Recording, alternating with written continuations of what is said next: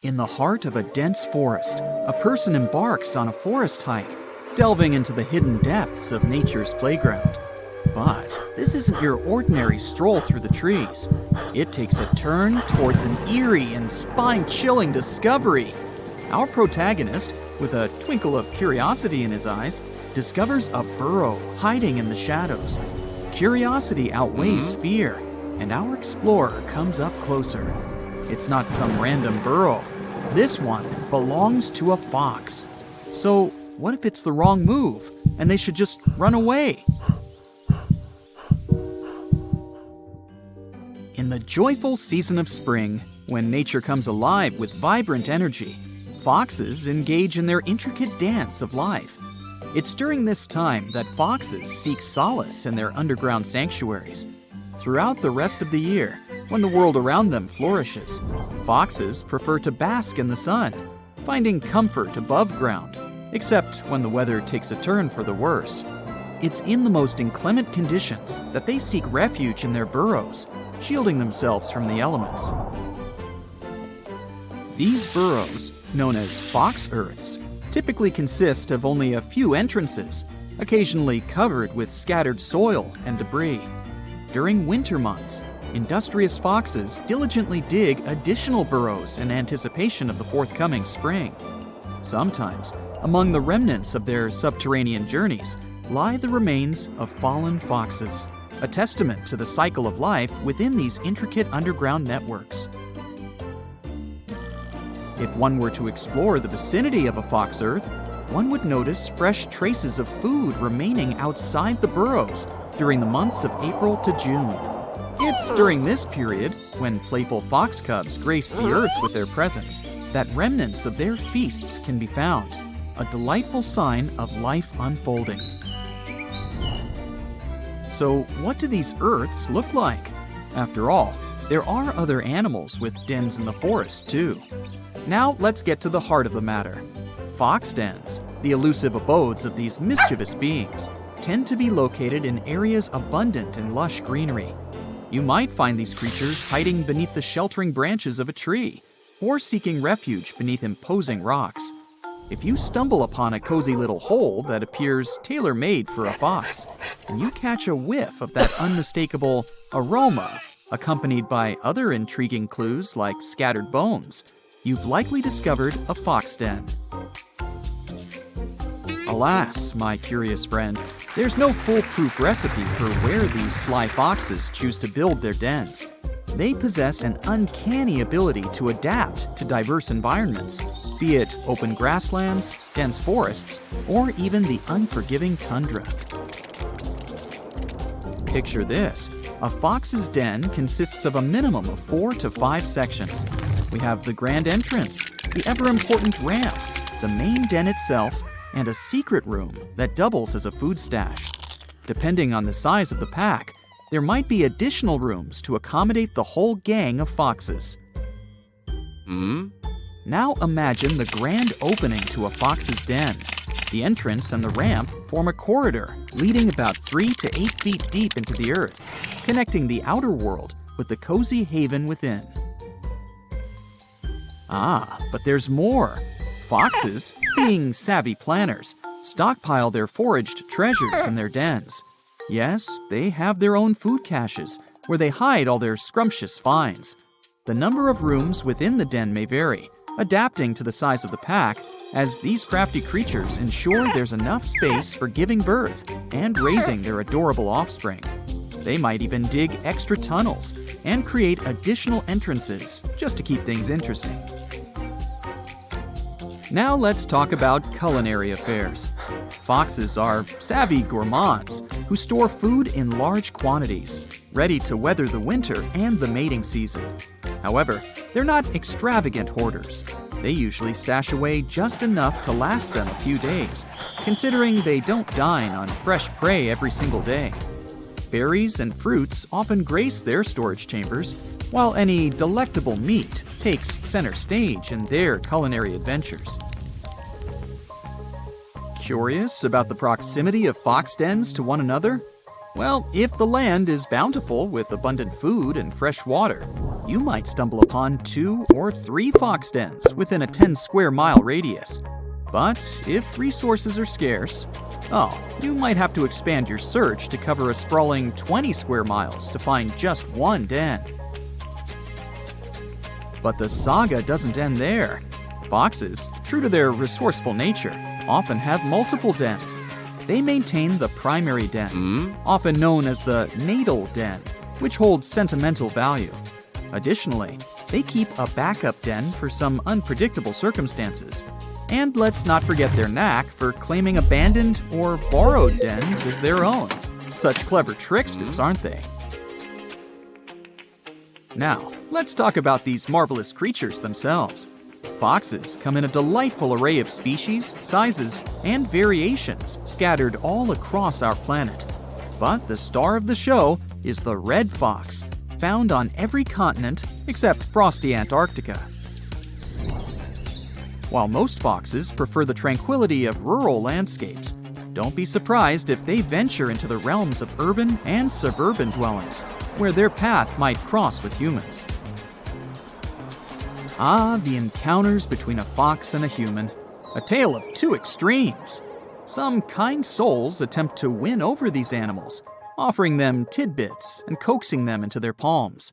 On the other hand, there are those who tremble at the mere thought of a fox, fearing their crafty and ferocious nature.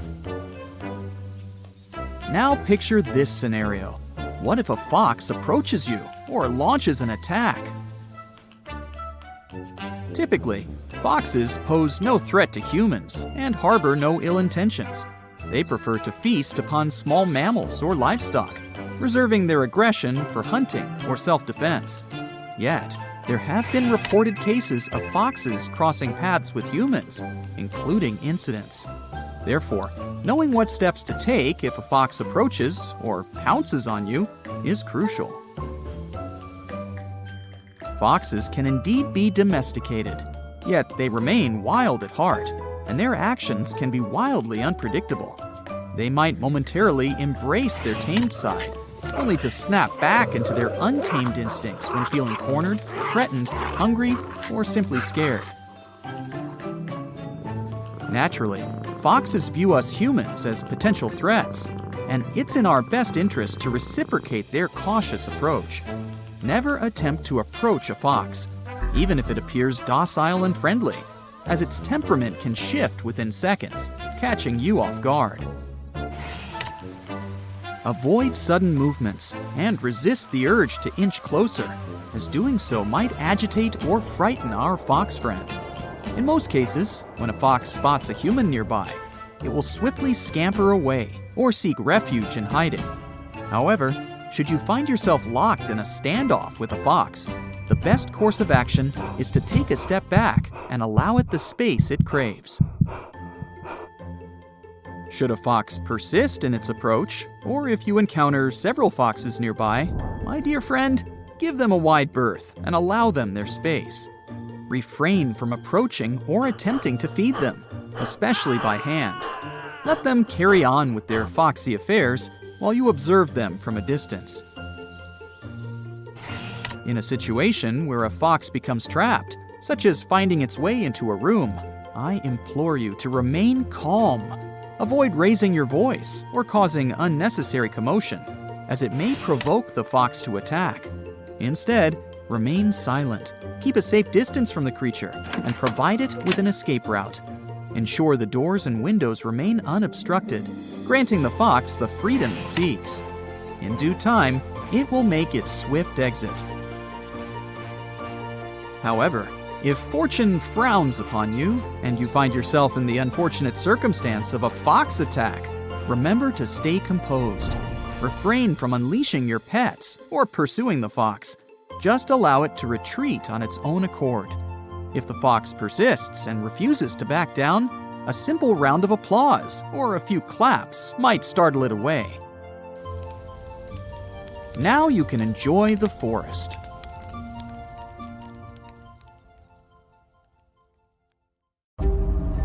Ah, beautiful!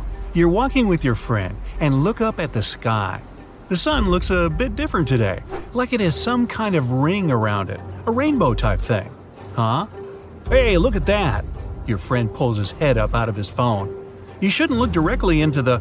Stop everything, he says. It's a sun halo. We need to find shelter now, unless you have the world's biggest umbrella on you. A sun's halo is nature's sign that there's a snow or rainstorm on its way. It's caused by clouds that are made of bazillions of small ice crystals flying around 20,000 feet. Sunlight goes through those crystals, which causes the light to split and refract, like when there's a rainbow. Now, don't look at the sun halo directly. It's going to be tempting because it's not something you see every day. Plus, it's really beautiful. But ultraviolet light can burn the exposed tissue of your retina and cause serious damage. So, not worth it. Grab some sunglasses and you're good to go. This phenomenon lasts about 40 minutes. These clouds are the same ones that can cause a spooky ring around the moon at night sometimes. Nature sends early signs of disasters in many ways. J-shaped trees means there's a landslide coming. Since the ground is moving slowly, the trees grow into the super selfiable shape. Try to find a flat area and avoid going near any trees, unless you have superhuman strength.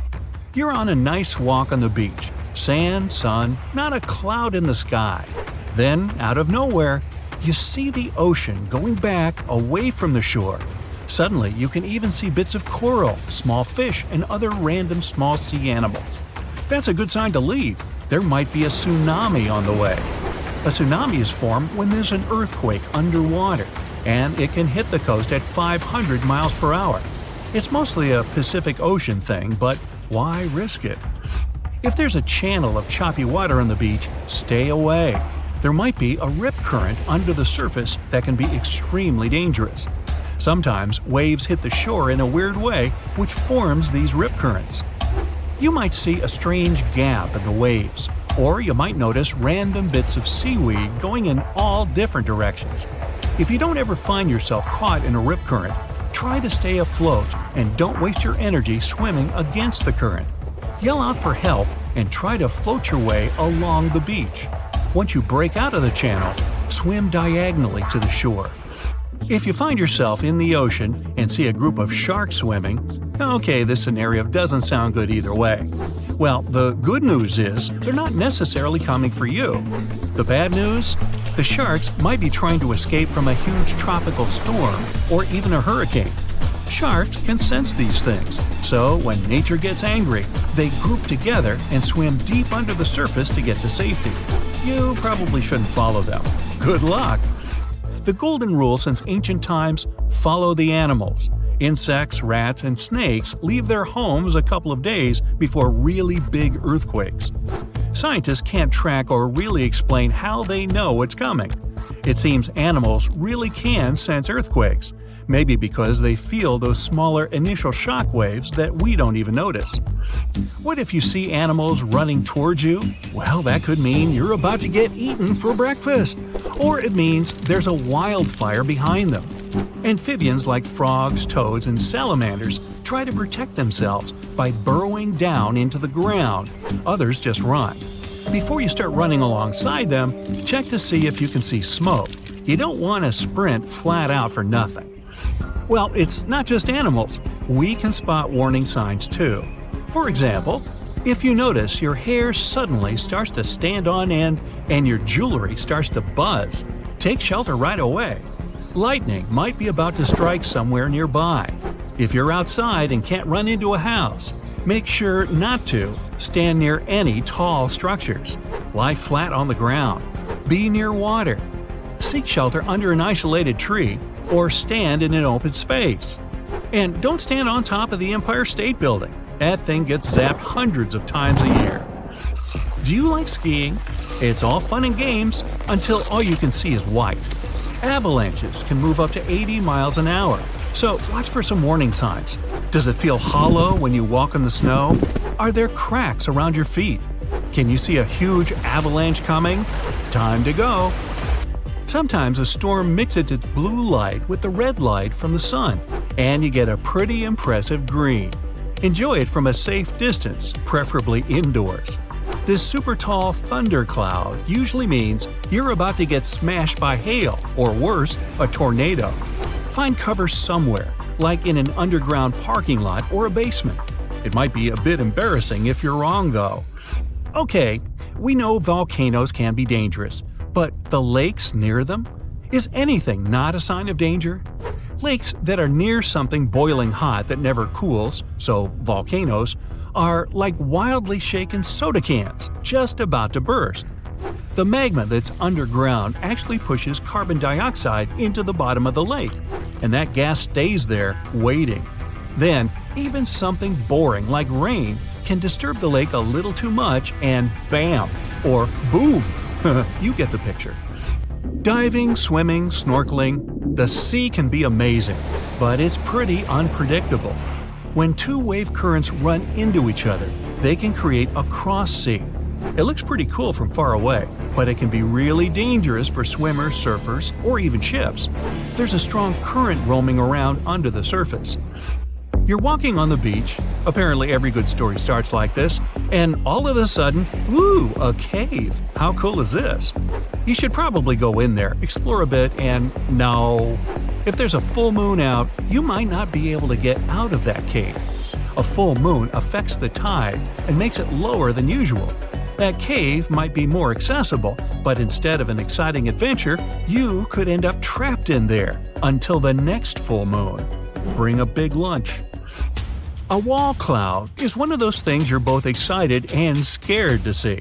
Scared because you don't know what it is. Excited because, well, how often do you see something like that? Whatever you feel, tell your legs to start running. During a thunderstorm, these wall clouds sit lower than anything else and can be up to 5 miles long. And if they start spinning, well, Dorothy ended up in Oz. Who knows where you'll end up? It's 2009 in Italy. A man was hanging out in his kitchen. Then he saw some flickering lights. He knew just what to do. He moved his family to a safe place. A couple of seconds later, a massive earthquake hit the whole region. His family survived thanks to his quick reaction. He knew these flickering lights were actually a sign of an upcoming earthquake. People have been seeing these mysterious lights for ages. Some thought it was some kind of sign coming from space.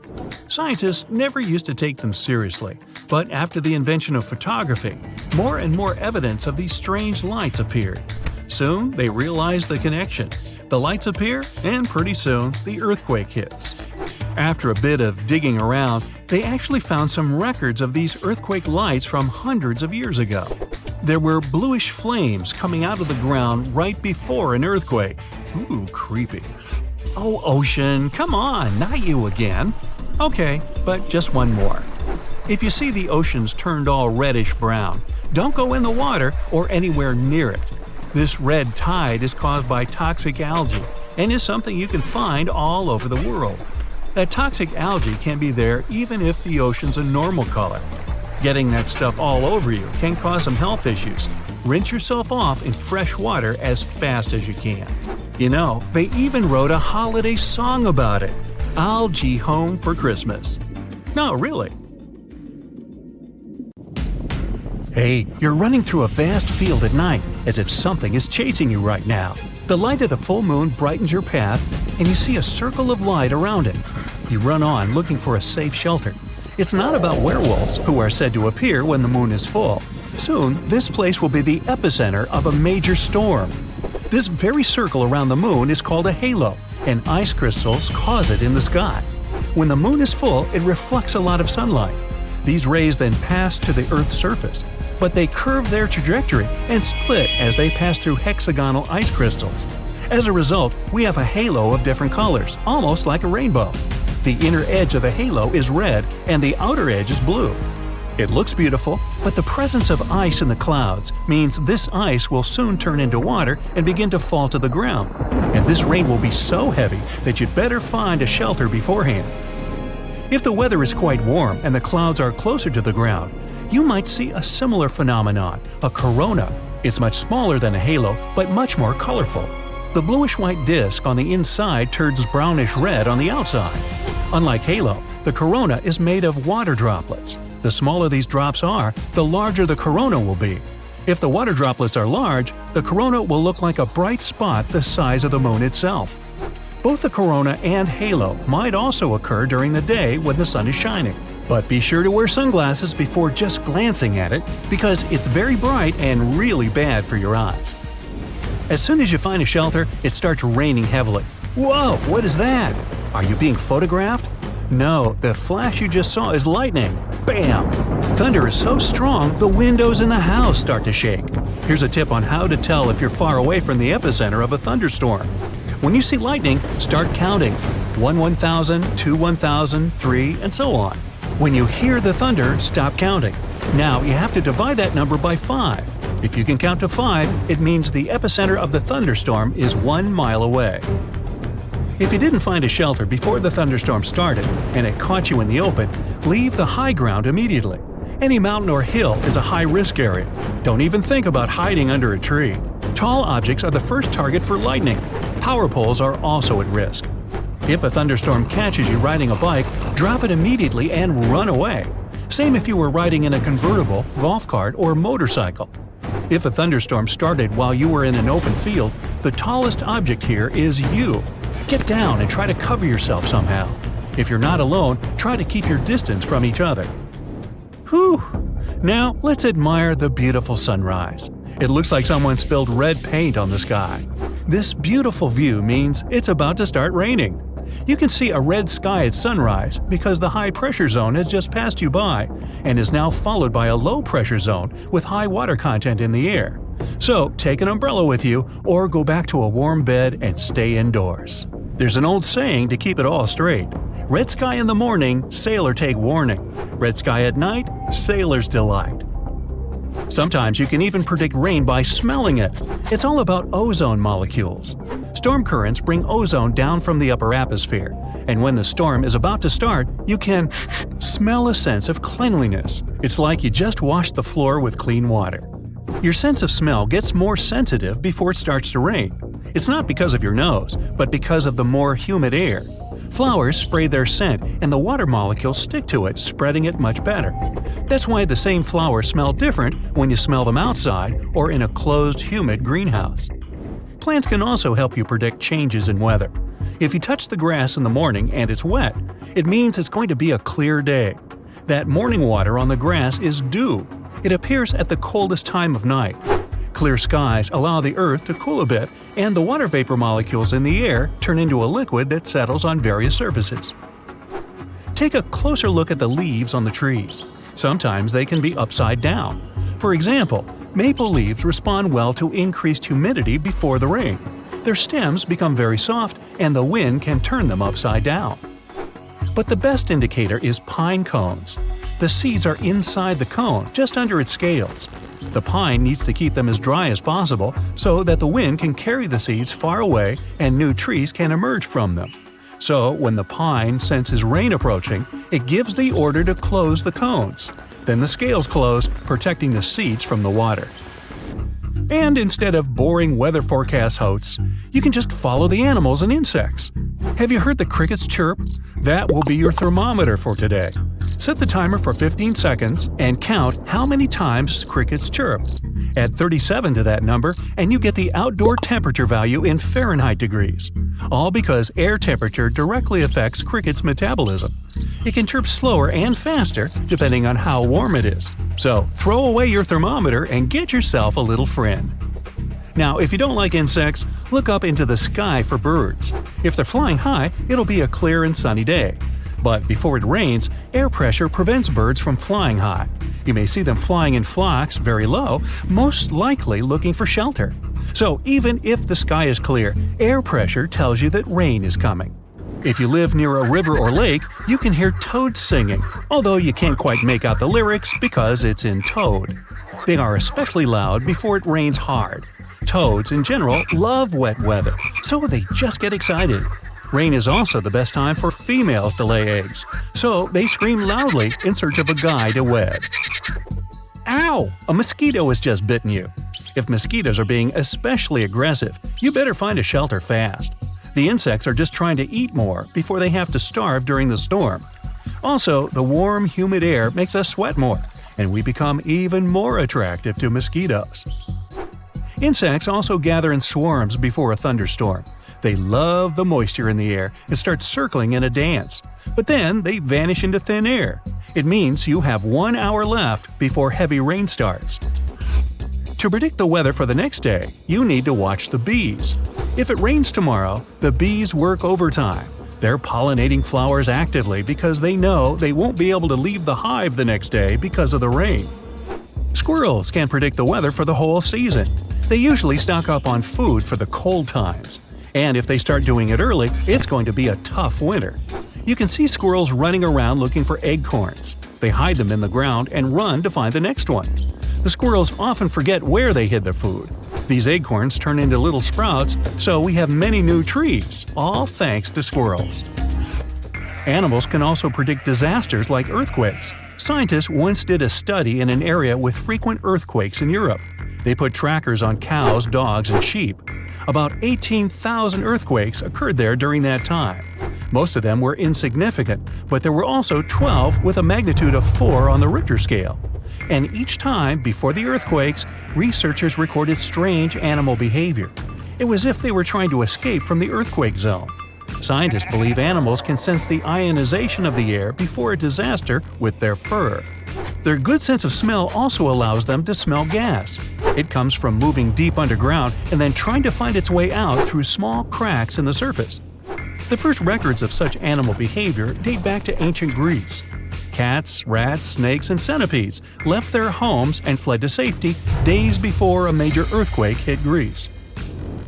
Some fish can predict the weather in the area. If sharks hang out near the shore, they're not necessarily looking for food. They may be hiding from a big storm at sea. The worst sign on the coastline is when all the water starts to go back abruptly. You can see the entire shoreline and even the fish and coral that are left on the land. Run away immediately, because soon a huge tsunami wave will come here and wash everything away. This is it. The end! You're packing up everything you can in whatever bags you have. Food, clothes, toiletries. The news in the background goes on, red alerts flashing all over the screen. You check your watch, and you know it's time. You haven't even finished packing yet. You rush out of your house and see everyone else lugging suitcases hurriedly. You get in your car and drive out as fast as you can, dodging all the people running around. You arrive at a secluded place in the woods. You've been working on your personal bunker for years. It's able to withstand the worst conditions: tornadoes, hurricanes, volcanoes, and, hopefully, asteroids. You run to the bunker, hidden away next to some bushes and trees. There's no way anybody would know it's there.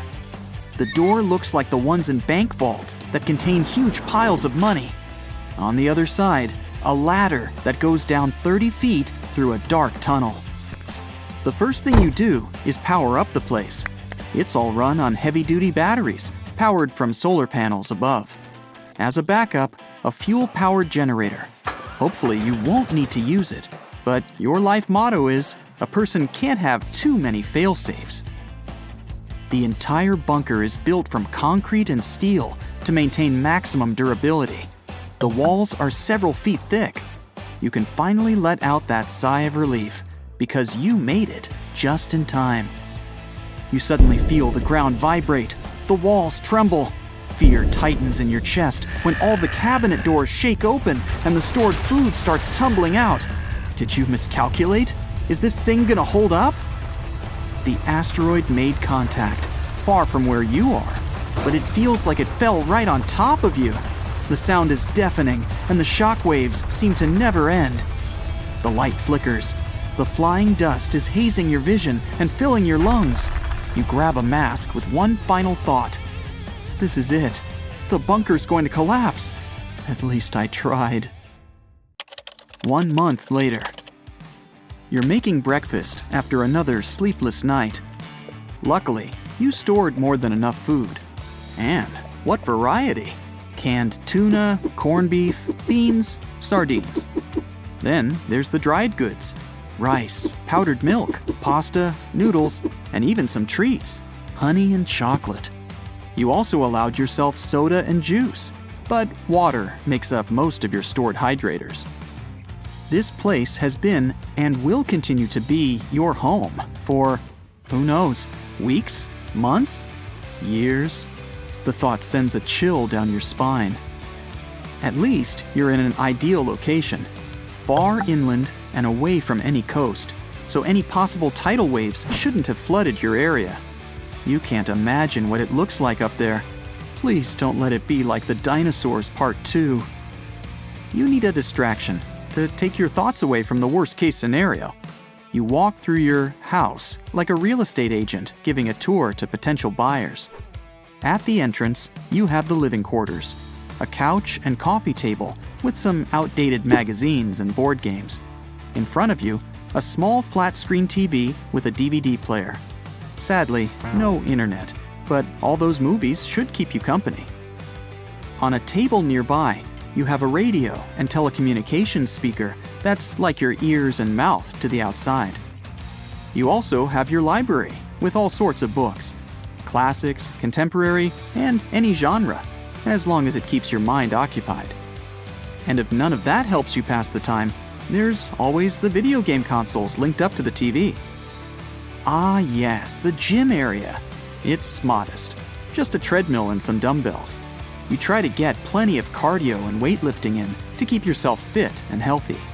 Well, for someone living underground like a mole. Of course, you have the kitchen.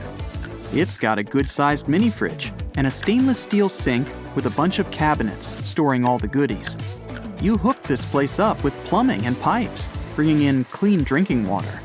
In case those stop working, you have water stored.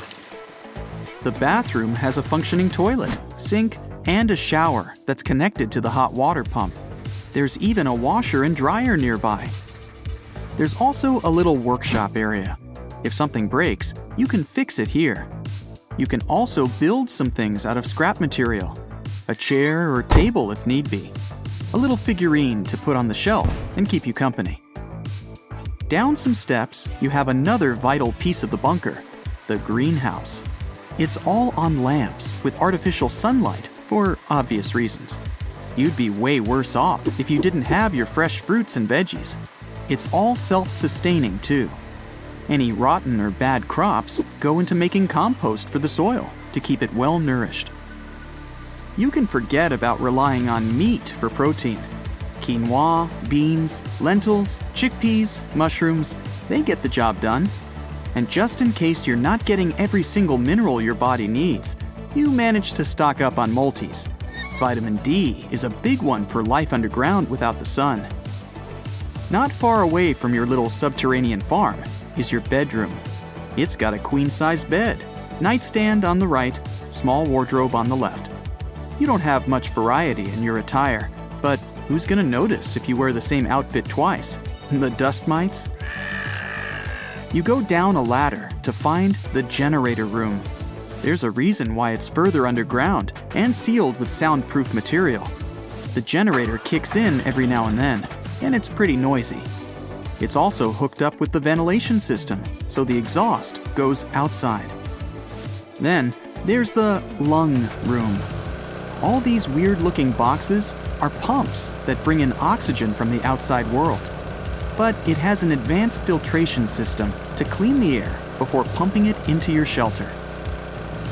Down here is also the storage room. Every spare part of anything goes here. Extra couch, mattress, sinks. Even 2 freezers for those frozen goods, just in case. So, what's a day like in the bunker? First, whip up some breakfast and enjoy a cup of coffee. Then, you head over to the communication radio to hear if there's any news from the outside world. So far, there's been none. As soon as you're done, you head to the greenhouse for some quick farming.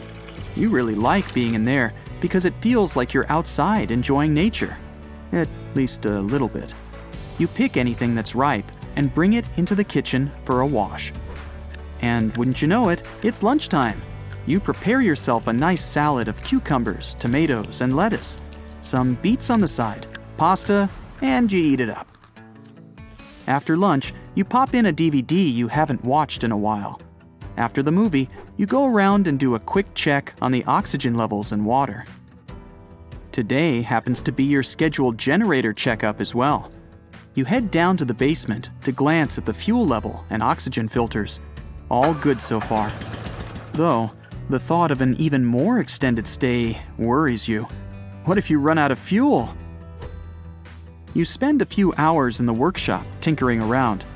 Currently, no fixer-upper projects, and you're not feeling especially creative today. So, you head to the gym. Today's leg day. You dread it. Some things never change. Before you know it, it's time for dinner. You heat up some noodles and chill in the living room, listening to some tunes in the music player. This place cost you a little over $100,000, from digging up the site to construction and finally installing all the necessary systems needed for survival. And that's not including the extra food and personal activities for the bunker.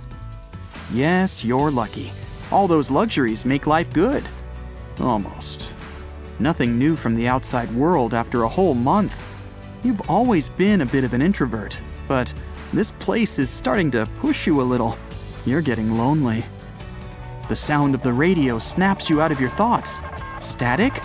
No, a muffled voice. Someone's trying to contact you.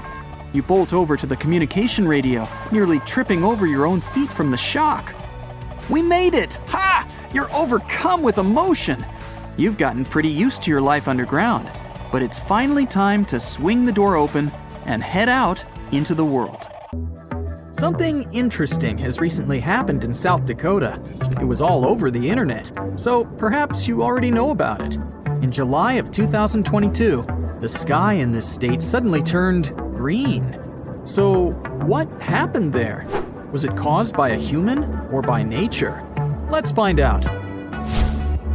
Tuesday, July 5th, 2022. Shortly after a heavy storm, the sky over South Dakota in the U.S. was still overcast. Locals finally went outside and saw that the sky had an intense dark green hue, and they'd never seen anything like that before. People said that it looked like something straight up from science fiction, or even a horror movie. Unsurprisingly, South Dakotans immediately started spreading the news all over social media.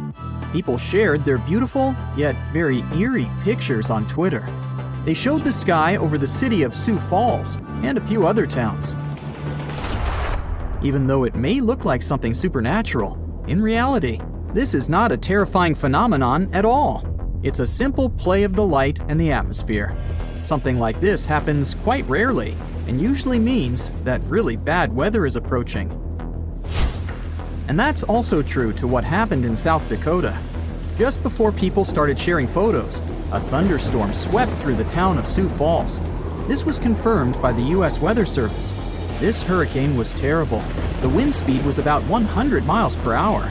According to the Beaufort scale on wind speeds, this is the fastest and most destructive storm. There are only 12 numbers on this scale, and the maximum wind strength starts at 73 miles per hour. But why isn't this all over the news then? Well, because it's kind of a usual thing for the residents. Thunderstorms occur very often in the United States, especially in the warmer months. And 1 out of 10 such thunderstorms can become something serious, like a tornado. This one wasn't an exception. It was the so-called Derecho storm. Derecho is very widespread and long-lived. It's actually a combination of a fast-moving group of severe thunderstorms and downpours. People often say that a derecho is as strong as a tornado. Still, there's a difference between them. A tornado is a vortex, a rotating column of air. It's usually about 500 feet in diameter, although sometimes its width can reach up to 2.5 miles. I don't envy those who would stumble upon that. But the main point is that they rotate. The wind moves very fast in a circle, near some invisible center. A derecho is a strong thunderstorm, or a system of strong thunderstorms with straight-line winds. In other words, it doesn't spin. Instead, the derecho chooses a point somewhere and simply runs to it, like a very motivated marathon runner. If we compare a derecho to an ordinary tornado, the latter has 6 levels of strength. from 40 to 380 miles per hour. So, a derecho is kind of like a small, average-level 1 to 2 tornado.